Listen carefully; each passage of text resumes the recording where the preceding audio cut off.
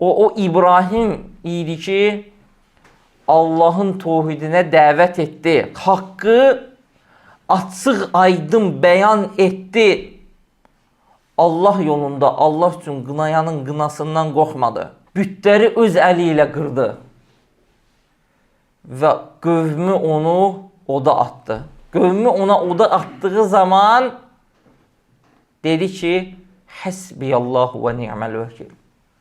Allah mənə yetər, o necə gözəl vəkildir. Bu anda od onun üçün soyuq və salamat oldu. Allah Teala o da əmr edir ki, Qulna ya naru kuni berden və salaman ala İbrahim. Dedik ki, ey od, ey ateş, İbrahim üçün soyuq və salamat ol. Soyuq və salamat nə deməkdir? Yəni, hətta sənin bu soyuqluğun belə İbrahimə zərər verməsin. Çünki biz bilirik ki, nəsə soyuq olarsa, insana zərər verə bilər, xəstələnə bilər, üşüdə bilər, dona bilər.